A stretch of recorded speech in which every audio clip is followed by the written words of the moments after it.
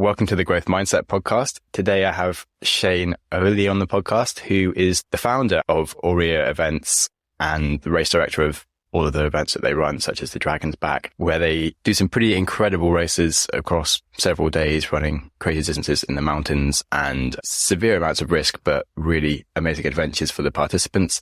Then you have a very extensive history in rock climbing and racing yourself from the 90s, doing free solos and first ascents of various things, and have recently just set some records, such as the classic rock in Cumbria. So yeah, you've managed to do a very interesting life that I'm very intrigued in and would love to maybe replicate like just one of the many things that you've done in terms of successes, and excited to have you on the podcast.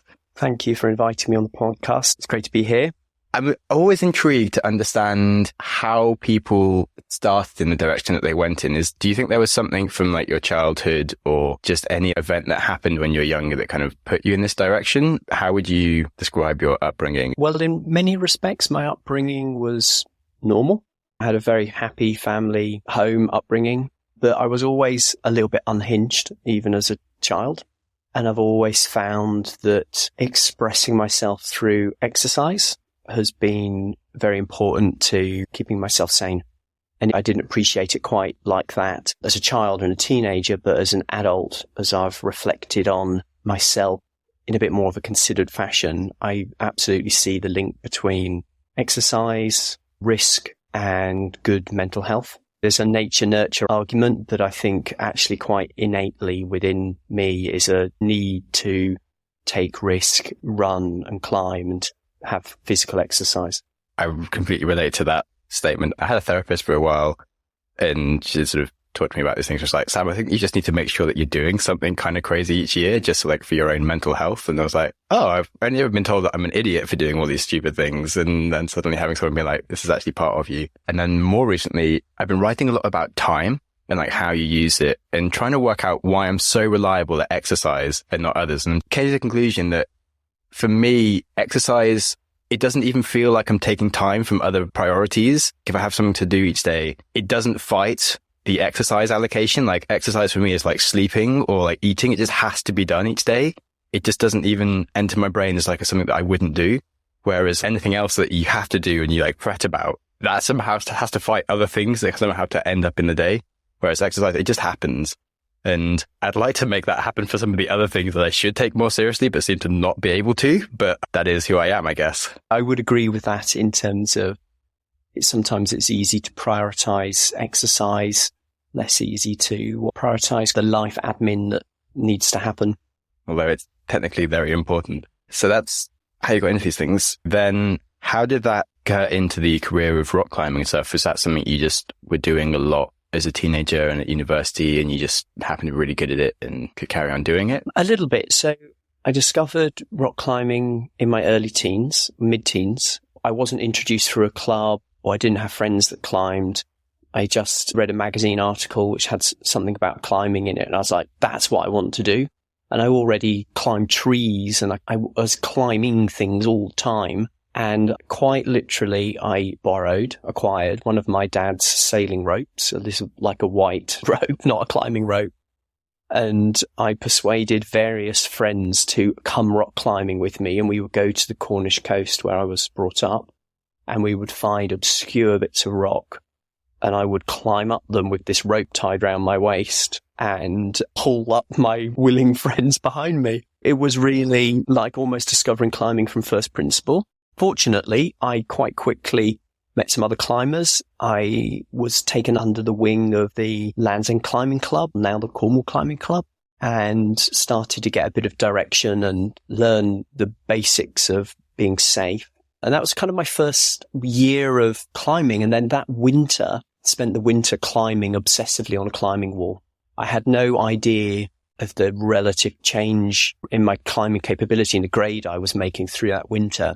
But I essentially came out in the spring the next year as a completely transformed climber, climbing at already quite a high standard.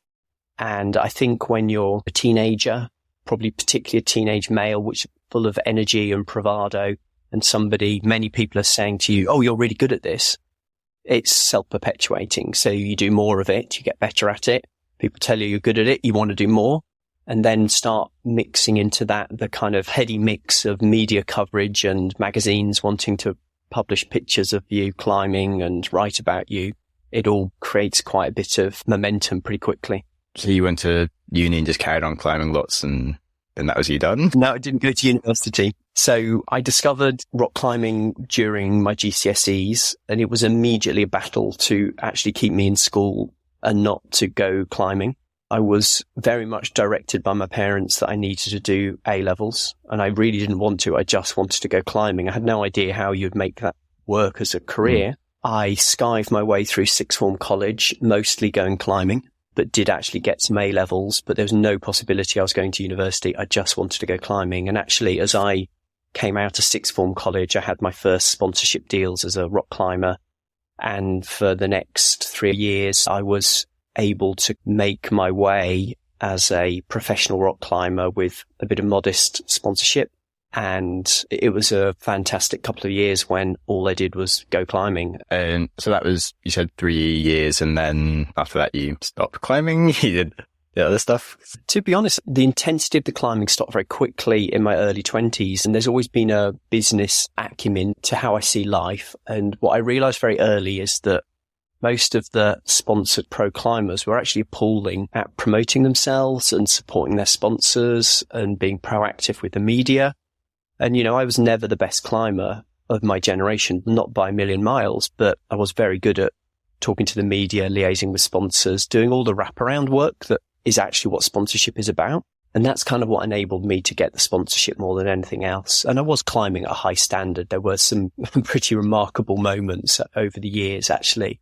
But it was more my professional approach to being a professional climber that was the standout characteristic. But during this period, you know, climbing with some of my contemporaries, I realized they were just on another level to me. There was a particular moment where I was climbing with some friends in North Wales, and there was a really profound realization that my contemporaries of my generation were actually another league above what I was able to achieve. Another way of looking at it is, although we were climbing at the same grade, I was doing it with a gigantic amount of risk and always with this potential of killing myself. Whereas they were in control, I was out of control. So I made a decision to get a job with one of my sponsors. And this really the only real job I've had in my life. And I spent the best part of 2 years working for one of my sponsors in a sales and marketing job. And from that point onwards, I've been entrepreneurial in all the decisions I've made. Could you tell me during that early career, what was possibly the proudest moment that you did, like the biggest achievement, perhaps? On reflection, my personal highlight came many years later when I was living in John Aaron's house in Sheffield, and John and I really enjoyed soloing, and we went soloing a lot together, and we'd climb in the evenings after work. We would climb sometimes 100 routes over an evening on the gritstone edges, and by soloing, we're climbing without any ropes. It might be called free climbing in the mainstream media. So the consequences are very significant. You're very likely to kill yourself if you fall off. And for any of the climbers out there, we were regularly climbing to about E4 on site on the grit. Most of the climbing was easier than that, but we were climbing at pretty reasonable standard. And over many years, we built up a head of steam. And then I think it was 2003, we climbed 500 routes in a day. I think we climbed them over 18 hours. It was a really phenomenal effort, and nothing like that had been done before. And it was a real feat of endurance, like physical endurance, but like mental endurance as well, to stay focused and stay in the zone flow when you're climbing like that. What was nutrition like as you're doing it? Did you carry things? I'm guessing you have to make a reasonable amount of distance between the routes as well. You set your own rules for these challenges, and this was a supported challenge. So we were in a car driving between the crags and then parking the car and running to the crag, and we'd climb for a couple of hours, and then you'd move to a different crag to carry on climbing. So support was quite easy. Nutrition was easy. We had a giant Tupperware of pasta and various kind of bars and snacks to eat as well. So it's very different to like a self-supported mountain running challenge where you're carrying everything for yourself throughout the challenge. So the 500 routes in a day, that was fairly simple nutrition. So were you kind of scared about the idea of like 500 routes if you're soloing, super tired, and if you've never been to that place, but you could also die quite easily. What was going through your mind? When I think back now, I don't recall being scared about it. Maybe a bit apprehensive about whether I would be able to climb 500 routes. That was an absolute unknown. I'd never done anything of that magnitude before. I don't recall being scared about it, more worried about failure to achieve the goal. But I do think you've touched on a really important point there, and that is how uncertainty gives you true adventure. And that is absolutely the ethos that I've taken to the events that I now organise. We organise some really hard, challenging races. Sometimes the majority of people who enter don't even finish. But what you get is an incredibly powerful experience. And when people want life-changing, life-affirming event race experiences, you are just not going to get that doing parkrun.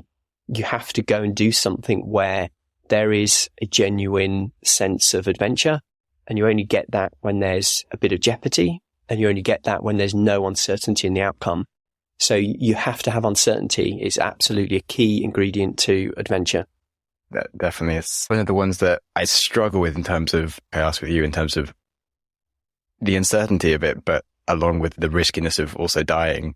Uncertainty is the bit where the challenge arrives. But then if the uncertainty is something that could then kill you, it's a bit of a hard one to feel responsible in doing, so much now that I'm a bit older and realize that there are other people that get impacted by me dying besides just me.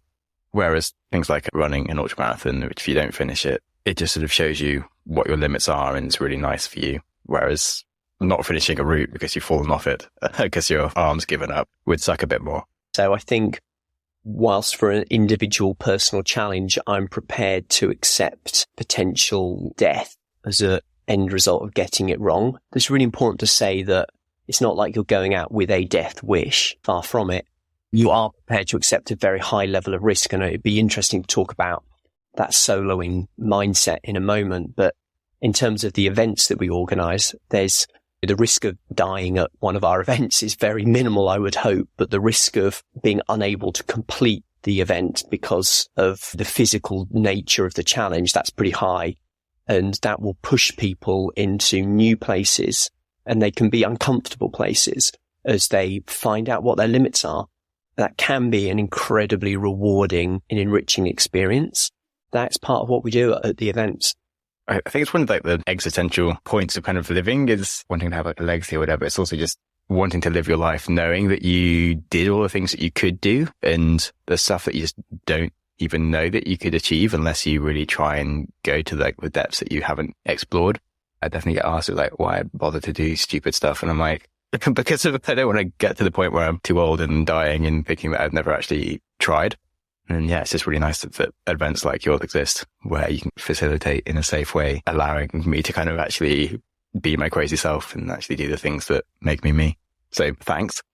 And then you were saying around how you do that in terms of risk. So I'm certainly thinking about doing a lot more mountain climbing as well myself. And there's just so much more risk on those side of things. So definitely a different mindset that's super related. So I think the mindset that you need to get into if we're thinking about risk on a personal level now is really interesting. And I think as you become more extreme in the level of risk you're prepared to take, being in the right mindset is absolutely essential for success. This little challenge I've done this summer, which is classic rock in the Lake District. So very briefly, this is climbing all of the classic rock climbs that are defined in a book called Classic Rock. It involves about 50 kilometers of running through the mountains in the Lake District. It's 15 different rock climbs at 9 different crags, and they're relatively easy by modern standards. Again, for the climbers listening, the hardest route is probably Moskill Grooves on Scarfell Crag, which is graded very severe, VS.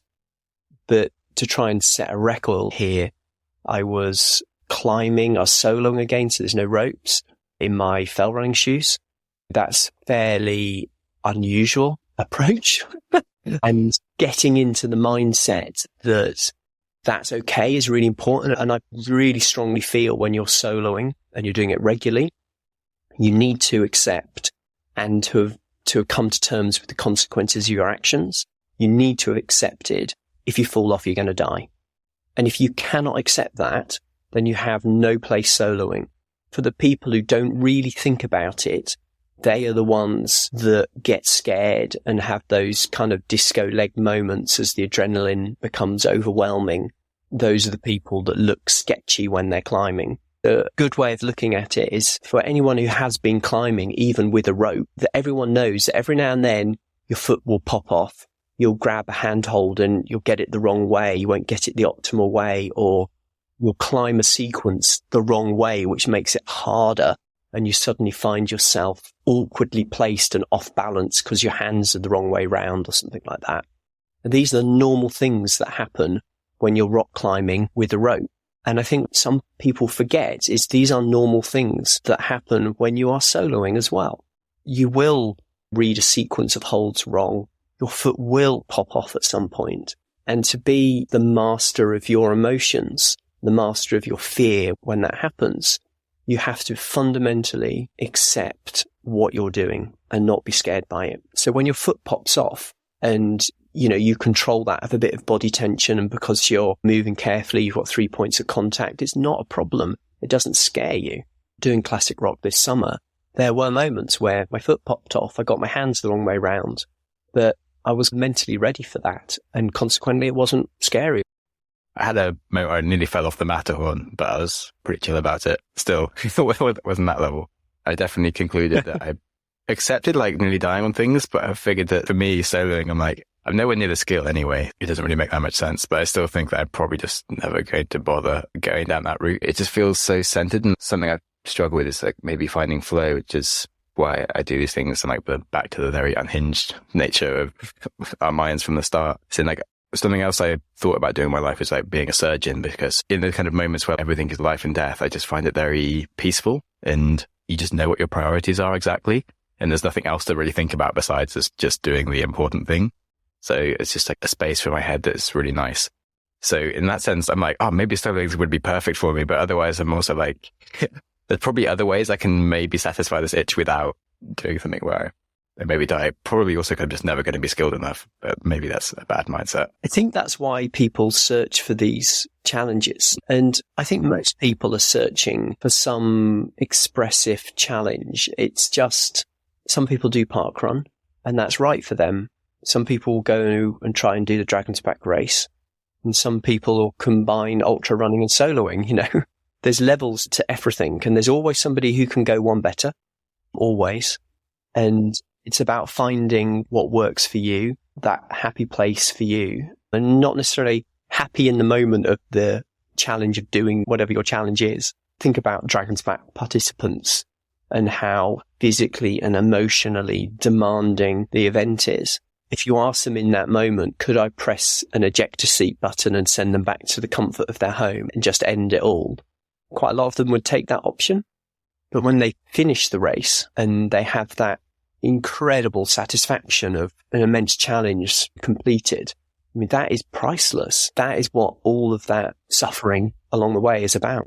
I certainly had some of those moments when I was climbing the Matterhorn, to be fair, where I was just didn't really enjoy it. You have to wake up at 4 a.m. in the dark and you're climbing sort of with a mile drop either side of you. And you're just I don't like it. I'm not tied to anything. What's going on? Actually, I kind of want to go back right now. But then going back was just as scary as going forward. So I was well, I've done it. I've put myself here. I may as well just carry on, because of either way, it seems just as dumb. There's no ejector seat. And it was definitely one of the best experiences of my life to date. Certainly I found that with the ultramarathons that I've done. So yeah, I'm pretty excited for those kind of things. What would you say are the main reasons people fail? Is it just their body isn't yet ready for it? Or do you think it's a mix of mindset as well? So a good proportion will fail because they've just been unlucky and they've picked up an injury. So let's maybe put it into thirds. Probably a third of the people who fail. Fail's the wrong word, because I think you've got enormous success just for having done the training and got to the start line. Maybe they don't quite do the last 5% of that journey to finish the race. But yeah, very roughly a third of them will pick up an injury or blisters that are sufficiently bad that they can't carry on. You could probably analyze that group again and put some of them into just unlucky to pick up the injury or blisters, and some of them have just been poorly prepared, and that's why they've got blisters and injuries. Another third will have just overestimated their capability. And whilst it's brilliant that they've got the ambition to attempt the event, they probably were never going to succeed. And the last third of the mindset group who just don't deal with all the wraparound challenges of completing the event. And it might be the hot weather, it might be the wet weather, it might be the food that we're providing isn't quite what they want, it might be their tent mate they don't quite get on with, or they find the tent too small, or they just don't like being in an environment that has a bit of structure, like you have to start the race between 6 and 9 and dinner is at this time. Any combination of those factors just melt their head. And whilst they could have physically carried on, they don't. There's quite a number of people who fit into that category. Another good way of looking at it is when you look at the finishers and you look at maybe the back 50%, whilst they are competent and experienced as runners, these are not elite runners. These are often the back third of a race runners. But what they are is determined, they're focused, they're well prepared. And with those attributes, which are mental approaches, they find success in an extraordinary challenge, which some people who are far fitter and faster fail at. That's a much more positive spin on it rather than the bad things. So what would you say were your little niggles out of interest that you've learned to manage? And if so, how? My little niggles, they, sometimes physical, sometimes mental, they change over the years for sure. The most interesting journey to think about, to talk about, given the mindset nature of this podcast, is in 2018, I started getting some back pain and sciatic pain. About 5 years before that, I'd actually injured my back and had very similar symptoms, and it was fixed with some surgery. It was a very physical injury and a very physical fix. And when these very similar symptoms started again, I was convinced that I'd just damaged the same disc again. I had this nerve impingement going on. And I started down the route of getting an MRI scan and getting referred to a neurosurgeon. And as I went down this Western medicine pathway, the feedback came pretty quickly from the healthcare professionals that there's nothing wrong with my back. And that led me down a path of really exploring the link between mental health and physical health, a kind of phenomenon of psychosomatic pain. And to cut a very long story short, a long period of therapy that really focused on some of the things we were talking about earlier about expressing yourself, being an individual and understanding yourself. Basically, the therapy unwound the back pain. And I know you cannot make an absolute link between a talking therapy and the pain. But when I started that therapy, I was in a lot of pain all the time and taking very strong painkillers every day. And as I went through the process of therapy, the back pain unwound to the point that it disappeared. My personal belief is that there is a very complex relationship between the mental health and your physical health. When your mental health is not in top shape, it's very easy for that to show itself in some kind of physical ailment. It's a bit like your brain trying to get your attention and saying, hey, something is not right here and you need to do something about it. Unfortunately, a lot of people will persist in trying to sort out the symptom, the pain, rather than the root cause. I feel very lucky. I feel I found an answer to a problem that's become a very long-term solution to living life in a bit more of a holistic and balanced way.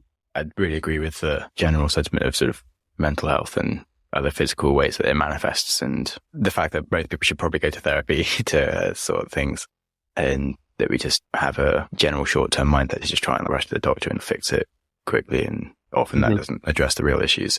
And then what do you think comes up as a tribute of the people that you see who are happiest, and what makes them happier than the average people that you meet?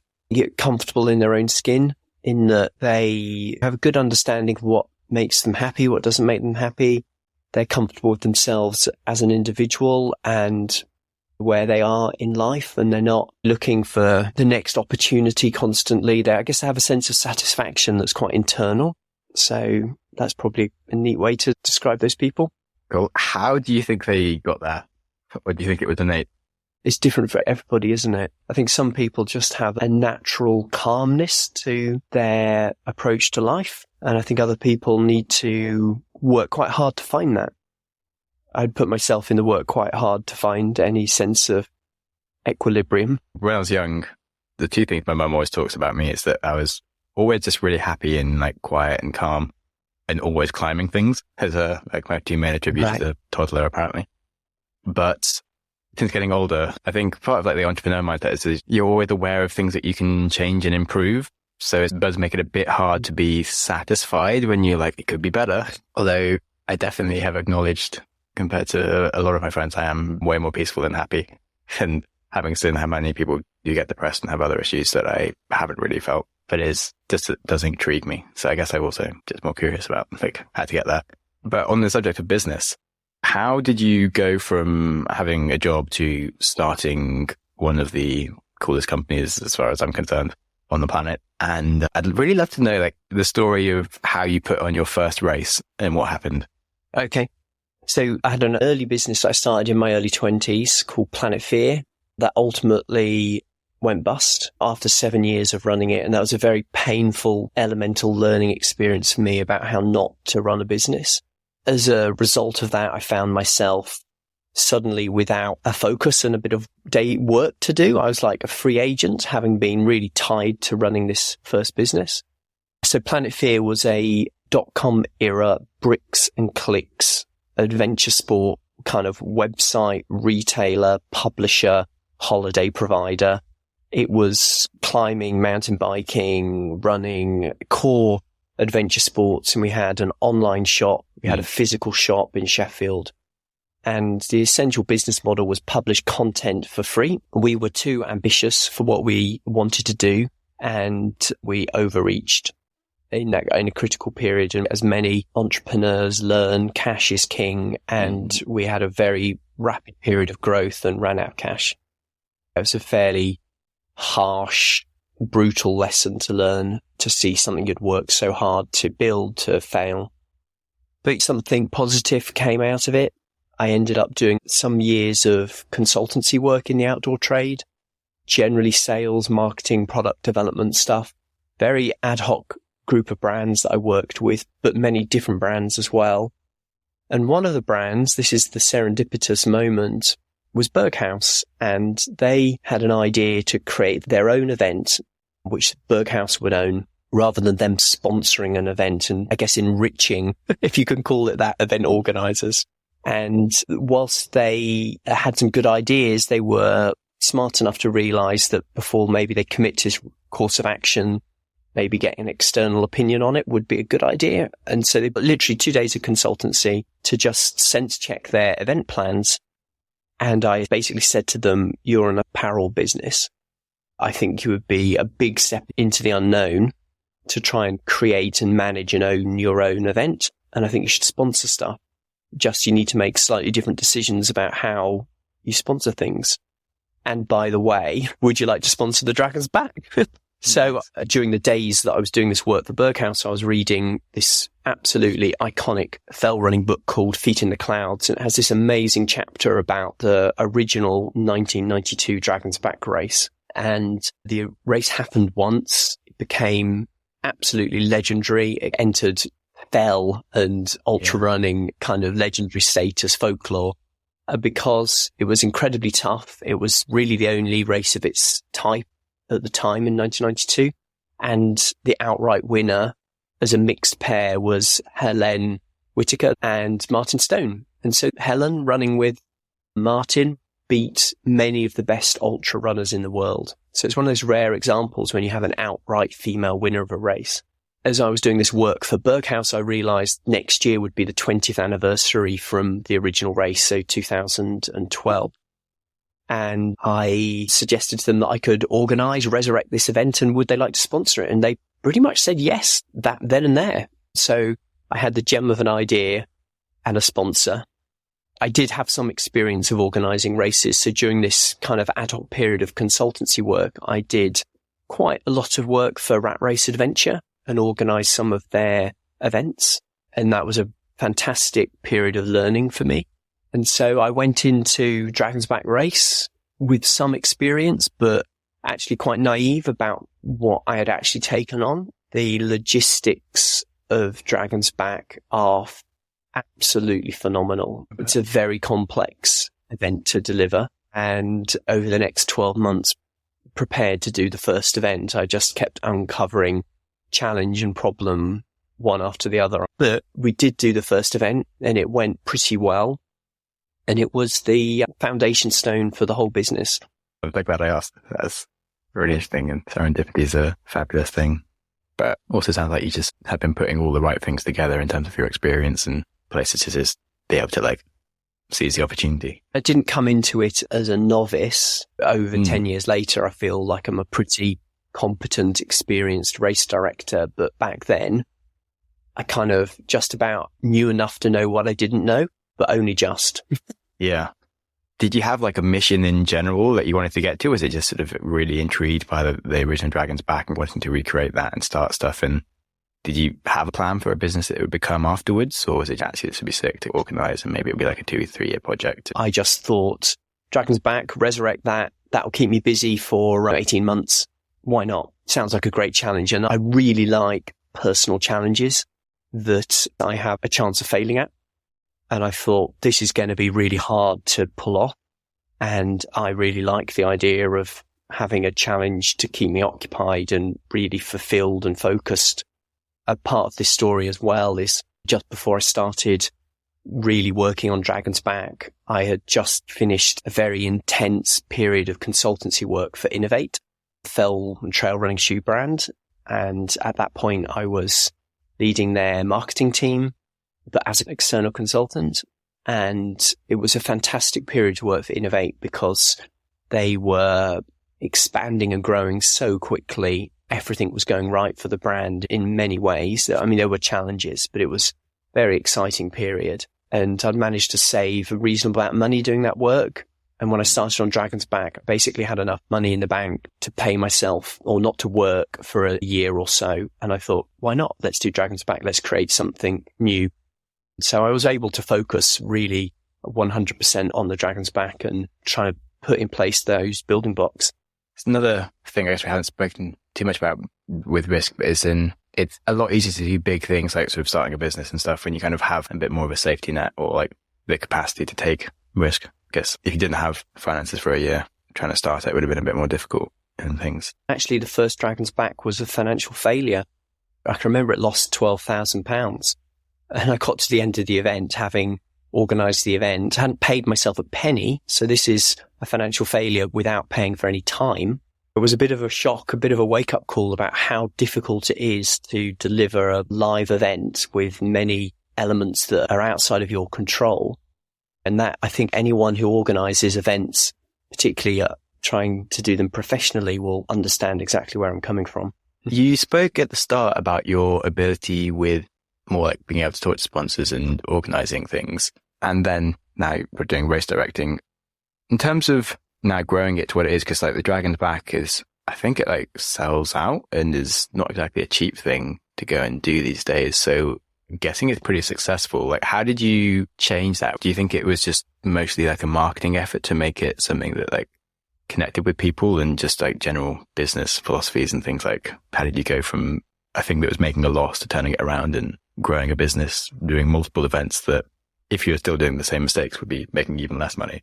So I think for me personally, I am really focused and passionate about delivering a great event for the participants, because I always ask myself, what would I want to experience if I was here and taking part in the event?